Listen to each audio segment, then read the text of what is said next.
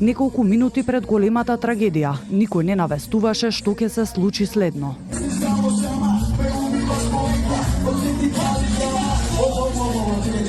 Од видеата споделени на социјалните мрежи се забележува како оганот вивнува на десниот агол на таванот на објектот над бината, кратко по пуштањето на прскалките и брзо се проширува. Го забележува и пејачот и на публиката и вели да излезат надвор. Идете надвор, ќе се вратиме. Овде започнуваат да се слушаат и паничните викотници од публиката, но и безуспешните обиди за гаснење на веќе проширениот пожар. Се случило за само 2 минути, раскажува млада студентка по медицина која била присутна во дискотеката. Вели немавме доволно време да сватиме што се случува. Кога дојдовме при себе, раскажува, се случи стампедо. Не гледавме каде газиме, гледавме само да се спасиме. За 2 минути почна да горе. 2 минути беше малку за да видиме дека почна чат, почна сите беа не се верува, ја не ми се веруваше дека ствари тоа е чат и дека тоа е оган.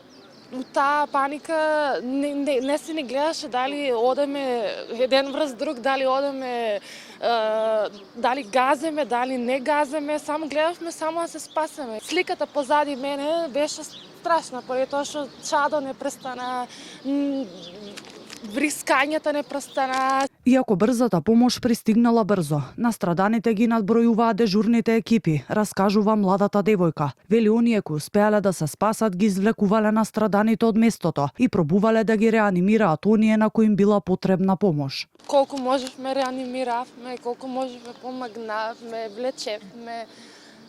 Ама тоа. И другари, и другарки, непознати, познати, се што можевме колку можевме толку. Пожарната и амбулантата дојдоа, ама не беше доволно заради тоа што имаше поише настрадани, од што имаше доволни дежурни екипи. Речиси целиот град беше во дискотеката за концертот, вели младата студентка. Многу нејзини пријатели и познаници се повредени, а има и онакви кои се уште не можат да ги пронајдат. Мислам дека скоро цел град беше там. Сите беа за концертот на ДНК, сите беа там. Скоро сите блиски ми беа там. Имаш повредени некои другари и другарки? Имам повредени другари, имам повреден другар, другарки, многу блиски личности што не може да се најдат уште ни у повредени, ни у починани, ни у живи, никакви. Токму оваа дискотека, меѓу младите од Кочани, но и од локалните градови, важела за една од најпознатите дискотеки за вечерни излегувања. Меѓу жртвите во трагедијата е 23-годишниот музичар Ѓорги Ѓоргиев, кој бил тапанар на групата ДНК. Објавија на Фејсбук неговиот брат и градоначалникот на општина Струмица Костадин Костадинов. Иако првично од фудбалскиот тим Шкупи, објавија дека нивниот 25-годишен играч Андреј Лазаров од Кочани е на интензивна нега и надвор од животна опасност. Нешто подоцна повеќе спортски портали објавија дека тој им подлегнал на тешките повреди заради изгореници и вдишување на чад.